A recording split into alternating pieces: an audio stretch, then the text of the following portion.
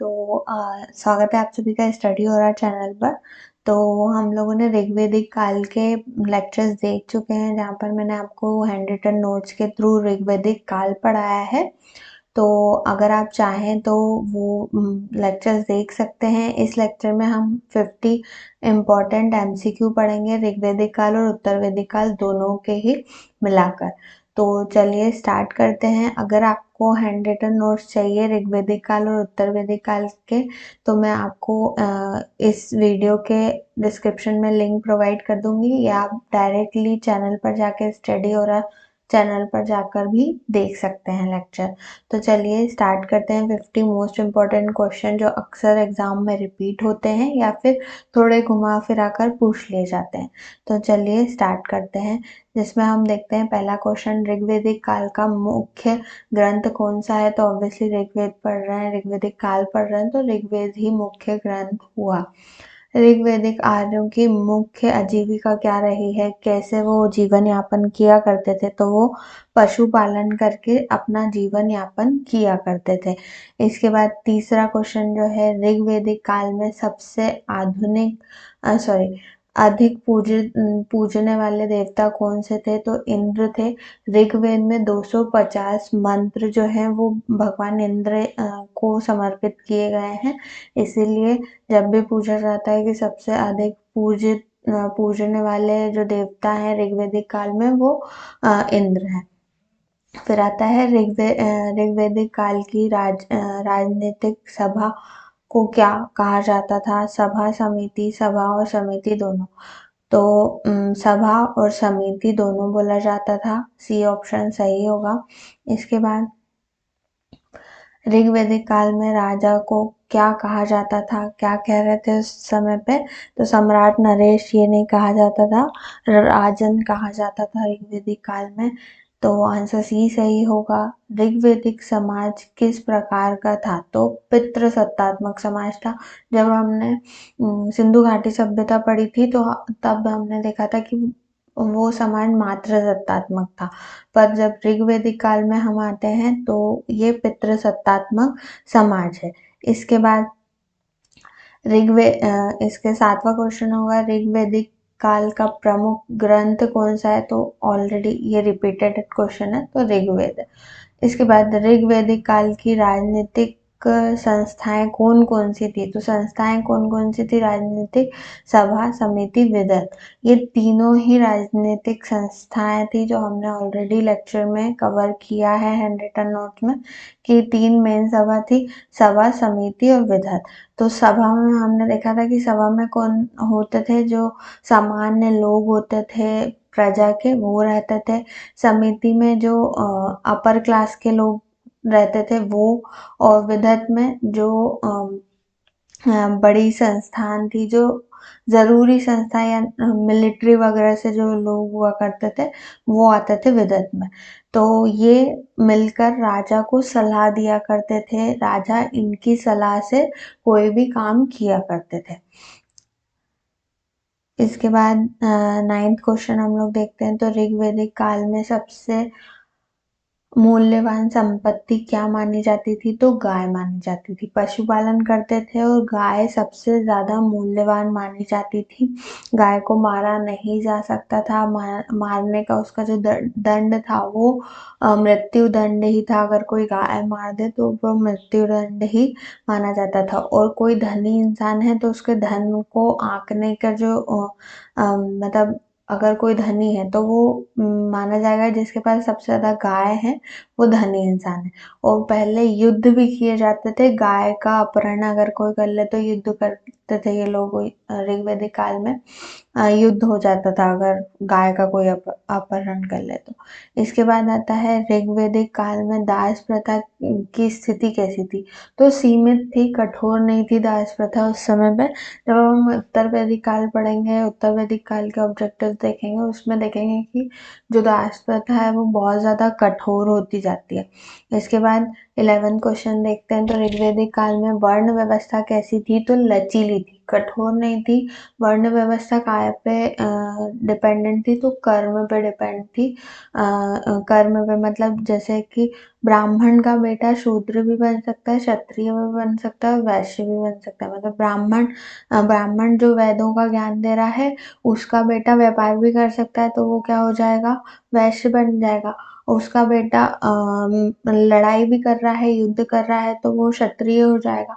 तो ये सारी चीजें हो सकती थी। जाति वाद नहीं आया था, जाति में कन्वर्ट नहीं किया गया था, जन्म पे कन्वर्ट नहीं किया गया था, इसीलिए लचीला था, कठोर नहीं था।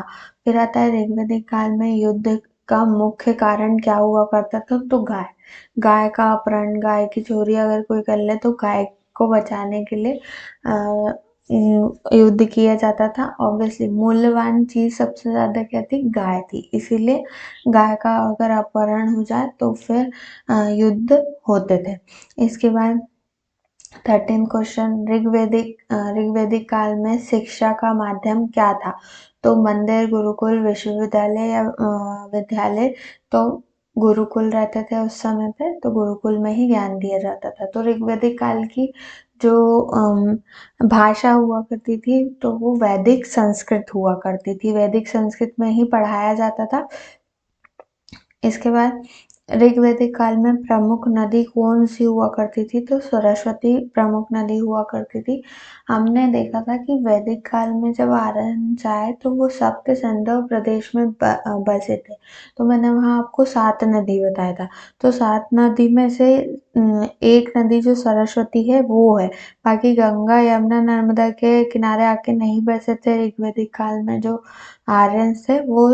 सरस्वती 7 नदियों में से एक नदी है, इसीलिए आंसर सी सही आएगा। बाकी बहुत सारी हैं, सिंधु, झेलम, असिकनी, चिनाब, ये सारी जो 7 नदी मिला के है उनमें से एक कौन सी है? सरस्वती, इसीलिए इनमें से राइट आंसर होगा सरस्वती। सप्त सिंधु प्रदेश में आके बसे थे, तो सप्त सिंधु प्रदेश में गंगा, यमुना, नर्मदा नहीं आती हैं तीनों नदी, सिर्फ सरस्वती आती है उन 7 नदियों में से, तो सरस्वती आंसर सही होगा। इसके बाद 15, ऋग्वैदिक काल में विवाह का स्वरूप क्या था? तो स्वतंत्र तरीके से किया जाता था, कोई कठोर नियम नहीं थे, बाल विवाह नहीं हो रहा था, अनिवार्य भी नहीं था। मतलब बाल विवाह के कोई साक्ष्य नहीं मिले हैं। इसके बाद ना ही सती प्रथा के कोई साक्ष्य मिले हैं। ऋग्वैदिक काल में कोई कठोर नियम नहीं थे विवाह के उस समय पे, तो स्वतंत्र रूप से विवाह किया जा सकता था। इसके बाद ऋग्वैदिक काल में सबसे महत्वपूर्ण देवता अग्नि क्यों थे? तो अग्नि इसीलिए थे क्योंकि वो यज्ञ के देवता थे, यज्ञ हो रहा था, यज्ञ भगवान को पूजने का एक ही लोता तरीका था जो कि यज्ञ था। इसीलिए मेन क्या होता है कि ऋग्वैदिक काल में यज्ञ के जो देवता हैं वो अग्नि है, उनको पूजा जाता है। तो इंद्र भगवान के बाद अग्नि देव के ही 200 मंत्र हैं जो ऋग्वैदिक काल में लिखे गए हैं, ऋग्वेद में लिखे गए हैं। तो अगर पूछा जाए कि इंद्र भगवान के बाद सबसे ज्यादा पूजे जाने वाले देवता, तो अग्नि। इसके बाद 17वां ऋग्वैदिक काल में ग्राम का प्रमुख कौन हुआ करता था? तो ग्रामणी हुआ करता था। तो ग्राम का प्रमुख ग्रामणी। ऋग्वैदिक काल में महिलाओं की स्थिति कैसी थी? तो स्वतंत्र थी, उनको शिक्षा लेने का अधिकार था, सभा और विधत में पार्टिसिपेशन का भी अधिकार था, वो शिक्षा ले सकती थी, यज्ञ में बैठ सकती थी, ये सारा उनको अधिकार था ऋग्वैदिक काल में। जब हम उत्तर वैदिक काल पढ़ेंगे तो तब देखेंगे कि स्त्रियों की जो स्थिति है वो खराब हो जाती है, उन्हें शिक्षा वगैरह का अधिकार नहीं मिलता। इसके बाद 19वां ऋग्वैदिक काल में सभा का कार्य क्या था? सभा क्या कर रही थी? तो सभा न्याय को देखा करती थी। न्याय के जो डिसीजन राजा लिया करते थे उसमें सभा अपने ओपिनियंस रखा करती थी और राजा इनकी बातें सुना करते थे। फिर आता है ऋग्वैदिक काल में समिति का संबंध किससे था? तो समिति जो थी उसका संबंध काय से था? जनता से था। ठीक है। तो समिति का संबंध आता है जनता से, जनता के जो लोग होते थे वो समिति में हुआ करते थे। फिर आता है ऋग्वैदिक काल में सिक्कों का प्रयोग था या नहीं था, तो नहीं था, सिक्के नहीं थे। बाल्टर सिस्टम मतलब वस्तु विनिमय सिस्टम जो होता है, एक चीज लेने के लिए दूसरी चीज देना, सिक्के नहीं चल रहे थे, करेंसी नहीं चल रही थी, बाल्टर सिस्टम चलता था। वस्तु विनिमय प्रणाली से लेन देन किया जाता था। इसके बाद ऋग्वैदिक काल में सबसे प्रमुख धातु कौन सी थी, तो तांबा थी। याद रखिए ऋग्वैदिक काल में। अभी उत्तर वैदिक काल में लोहा आ जाएगा। लोहा ऋग्वैदिक काल में नहीं आया है, तो कभी क्वेश्चन आता है कि लोहा ऋग्वैदिक काल में था कि नहीं था, तो लोहा नहीं था ऋग्वैदिक काल में, तांबा था, तो तांबे का यूज होता था। इसके बाद 23rd देखते हैं, तो ऋग्वैदिक काल में राजा की शक्ति कैसी थी, तो राजा की शक्ति जो थी वो सीमित थी, क्योंकि सभा समिति विदत जो 3 समितियां थी वो भी डिसीजन लेने में मदद किया करती थी राजा की, और राजा को उनकी बातें भी सुनना पड़ता था। वो अपने से कोई भी चीजें डिसाइड नहीं कर सकते थे। इसके बाद ऋग्वैदिक काल में ब्राह्मणों की स्थिति कैसी थी, तो सामान्य थी। वो इतने ज्यादा सर्वोच्च नहीं हो पाए थे ऋग्वैदिक काल में, क्योंकि हम वर्ण सिस्टम देख रहे हैं, वर्ण सिस्टम भी कठोर नहीं है, लचीला है। तो क्या हो रहा है कि इतना ज्यादा ब्राह्मण भी प्रोमिनेंट नहीं हो पाते, इतने सर्वोच्च नहीं बन पाते। जबकि उत्तर वैदिक काल जब हम पढ़ेंगे तो ब्राह्मण बहुत ज्यादा सर्वोच्च पूजने, मतलब एक तरीके से उनको पूजा जाने लगेगा समाज में। इसके बाद 25वां क्वेश्चन देखते हैं, उत्तर वैदिक काल में मुख्य आजीविका क्या थी। अब उत्तर वैदिक काल के देखते हैं 25 क्वेश्चन। 25 क्वेश्चन से हम 25 नंबर से हम उत्तर वैदिक काल, हमने ऋग्वैदिक काल के सॉल्व करे, अब उत्तर वैदिक काल के देखते हैं। तो उत्तर वैदिक काल में मुख्य आजीविका क्या हुई, कृषि आ गई, क्योंकि जैसे ही उत्तर वैदिक काल आया लोहे की खोज हो गई। लोहे से क्या हुआ, डेवलपमेंट होना चालू हुआ। कृषि में बहुत सारी नई नई चीजें, हल वगैरह ये सारी चीजें आना चालू हो गई लोहे के कारण। लोहे से बहुत सारी चीजें, कुल्हाड़ी वगैरह ये हथियार बनना चालू हो गए, जिससे क्या हुआ कि कृषि करना आसान हो गया। इस इसी के कारण क्या हुआ, जैसे ही कृषि पे आजीविका गई, गाय का जो महत्व है वो कम हो गया, पशुपालन का जो महत्व है वो कम हो गया, कृषि का बढ़ गया, जमीनों का महत्व बढ़ गया। फिर आता है उत्तर वैदिक काल में वर्ण व्यवस्था कैसी हो गई थी, तो वर्ण व्यवस्था कठोर हो गई थी। ब्राह्मण का बेटा ब्राह्मण ही होता था, जन्म से नापी जाने लगी थी। पहले जो ऋग्वैदिक काल में हमने जो देखा था, तो वो कठोर नहीं, लचीली थी, जन्म आधारित नहीं थी। अब यहाँ पर क्या होगा, वर्ण सिस्टम जन्म आधारित हो जाएगा और जाति आधारित, मतलब वो जन्म आधारित जैसे ही होगा उसको जाति बना दिया जाएगा। इसके बाद आता है उत्तर वैदिक काल में राजा की शक्ति का आधार क्या था, तो शक्ति का आधार देवी सिद्धांत था। मतलब जो राजा की जो शक्तियां हैं वो बहुत ज्यादा बढ़ जाती हैं, सभा समिति विधत का जो महत्व है वो बहुत कम हो जाता है। अब जो राजा है वही अल्टीमेट पावर लेके बैठता है, राजा का ही डिसीजन एंड डिसीजन होता है, सभा समिति विधत का कोई इसमें रोल खत्म हो जाता है। इसके बाद आता है उत्तर वैदिक काल में प्रमुख कर क्या था, तो भाग था। तो जमीन का 1/6% जो था वो जमीन का कर लिया जाता था, तो उसे भाग कहा जाता था। इसके बाद आता है उत्तर वैदिक काल में लोहे के प्रयोग से क्या बढ़ा, लोहे के प्रयोग से क्या बढ़ गया था, कृषि बढ़ गई थी। जैसे ही लोहा आया, कृषि का जो महत्व है वो ज्यादा बढ़ गया। अब आता है उत्तर वैदिक काल में प्रमुख सामाजिक व्यवस्था कौन सी थी, तो जाति व्यवस्था आ गई। जैसे ही वर्ण सिस्टम आया, वर्ण सिस्टम कठोर हो गया, इसमें तो मैंने बोला ना, बर्थ से जाति सिस्टम हो गया, जाति बन गई थी।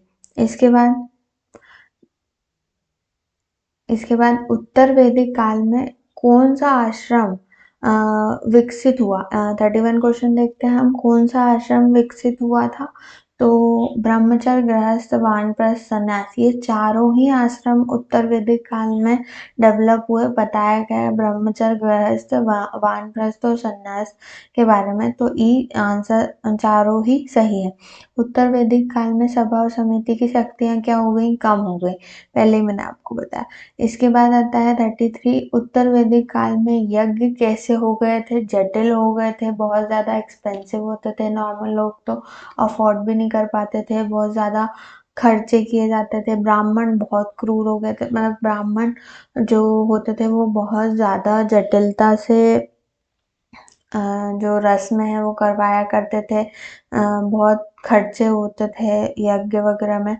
इसके बाद आता है उत्तर वैदिक काल में ब्राह्मणों की स्थिति कैसी हुई, सर्वोच्च हो गए थे वो लोग, क्या हो गए थे, सर्वोच्च हो गए थे, पहले सामान्य थे, जैसे ही जाति सिस्टम में आए तो ब्राह्मण क्या हो गए, सर्वोच्च हो गए।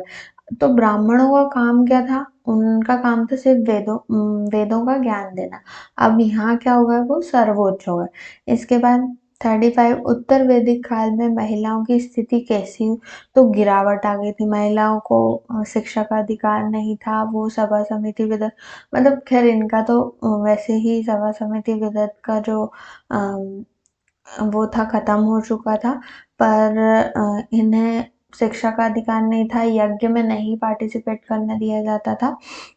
इसके बाद जो विवाह है, तो विवाह के जो एज थी वो पुरुष की 25 और स्त्रियों की 12 कर दी गई, जिससे क्या हुआ, उन्हें ज्ञान लेने का अधिकार ही नहीं, वो इतने कम एज में उनका विवाह करवा दिया जाता था, बाल विवाह शुरू हो गया था। बाल विवाह का प्रारंभ कब हुआ, उत्तर वैदिक काल। या अगला 36, बाल विवाह का प्रारंभ कब हुआ, तो उत्तर वैदिक काल से हुआ। इसके बाद 37 देखते हैं, उत्तर वैदिक काल में शिक्षा किसके लिए सीमित हो गई थी, तो किसके लिए सीमित थी, तो शूद्र और महिलाओं को नहीं दी जाती थी, तो ये ऑप्शन में महिलाएं नहीं है, तो शूद्र को, और अगर ऐसे ही पूछा जाए तो महिलाओं को भी शिक्षा से वंचित कर दिया गया था। फिर उत्तर वैदिक काल में प्रमुख ग्रंथ कौन से हैं, तो सारे ही ये सारे ऋग्वेद, ब्राह्मण ग्रंथ, अरण्यक, ये सभी जो है प्रमुख ग्रंथ है। इसके बाद देखते हैं राजसु यज्ञ के किससे संबंधित है, तो राजा की शक्ति दर्शाता है, राजस्व यज्ञ से राजा की शक्ति दर्शाई जाती है। फिर आता है अश्वमेध यज्ञ, क्या था, तो वो विजय बताता, यश अश्वमेध यज्ञ में ये होता था कि वो जो घोड़ा होता है उसको छोड़ देते हैं और वो जहाँ तक जाता है वो उसी राजा को होता है, अगर कोई रोक दे तो फिर क्या होता है कि युद्ध किया जाता है, या फिर वो संधि करके वो राजा के अधीन आ जाए, तो ये एक तरीके से विजय का जो है उद्देश्य रहता है अश्वमेध यज्ञ का। इसके बाद आता है उत्तर वैदिक काल में राजनीतिक व्यवस्था कैसी हो गई थी, तो राजतांत्रिक हो गई थी, तो राजा पर पूरी डिपेंडेंट थी, गणतांत्रिक नहीं थी, लोकतांत्रिक नहीं थी, और साम्यवादी नहीं थी, राजतांत्रिक हो गई थी, राजा पर पूरा डिसीजन रहता था। फिर आता है उत्तर वैदिक काल में वैश्य वर्ग का मुख्य कार्य क्या होता था, तो क्या रहते थे, वो कृषि किया करते थे और व्यापार किया करते थे। इसके बाद तो ब्राह्मण जो होते थे उनका काम होता था कि वो वेदों का ज्ञान दें, फिर जो क्षत्रिय होते थे उनका काम होता था कि वो युद्ध करें और रक्षा करें, वैश्य का काम होता था कृषि और व्यापार का, और शूद्रों का जो काम होता था एक तरीके से मदद करना, या फिर जो छोटे मोटे काम होते हैं वो शूद्र करा करते थे, लोगों के घरों में काम करना, दासों जैसे काम करना, वो सब काम जो थे वो शूद्रों के थे। इसके बाद आता है ऋग्वैदिक और उत्तर वैदिक काल में सबसे बड़ा अंतर क्या है, तो क्या अंतर होता है, भाषा का नहीं, वही संस्कृत चल रही थी, धर्म का नहीं, अर्थव्यवस्था का नहीं, समाज और राजनीति का, समाज बहुत ज्यादा बदल गई थी, वर्ण सिस्टम बहुत कठोर हो गए थे, स्त्रियों की जो स्त्रियों की जो पोजीशन थी वो बहुत ज़्यादा गिर गई थी, पहले ऋग्वैदिक काल में उनको शिक्षा का भी अधिकार था, उन्हें मतलब समाज में पार्टिसिपेट करने दिया जा रहा था, सभा समिति विदत में, यज्ञ में पार्टिसिपेट कर सकती थी, बाल विवाह नहीं था। वहीं हम जब उत्तर वैदिक काल देखते हैं तो उसमें ये सारी चीज़ें उल्टी हो गई हैं कि औरतों को शिक्षा का अधिकार नहीं दिया जा रहा है, उन्हें यज्ञ में पार्टिसिपेशन नहीं है, वेदों का ज्ञान नहीं ले सकती थी वो। इसके बाद बाल विवाह शुरू हो गया, बाल विवाह शुरू हो गया था, जिससे उनकी और स्थिति खराब हो गई। इसके बाद आता है धनुर्वेद। किस वेद का उपवेद है? तो धनुर्वेद जो है वो यजुर्वेद का उपवेद है। यजुर्वेद में क्या बताया गया है? तो यजुर्वेद में युद्ध और यज्ञ से रिलेटेड जो भी चीजें हैं, कर्म कांड है, वो बताए गए हैं यजुर्वेद में। इसके बाद 45 देखते हैं, सबसे प्राचीन उपनिषद कौन सा है? तो बृहदारण्यक उपनिषद। उपनिषद अर्थ का मतलब होता है वो ग्रंथ जो अपने गुरु के पास समीप बैठकर लिखे गए हों। इसके बाद आता है ब्राह्मण। ब्राह्मण ग्रंथों की भाषा कौन सी है? तो ब्राह्मण ग्रंथों की जो भाषा है वो ब्राह्मण ग्रंथ कौन सी भाषा में लिखे गए हैं? वैदिक संस्कृत में लिखे गए हैं। बी ऑप्शन सही है। फिर आता है गंधर्व वेद। किस वेद का उपवेद है? तो ये सामवेद का उपवेद है। सामवेद गायन के लिए माना जाता है। इसमें जो ऋग्वेद के जो मंत्र है उन्हें गाया जाता है। सारे गामा पा धा नि सा जो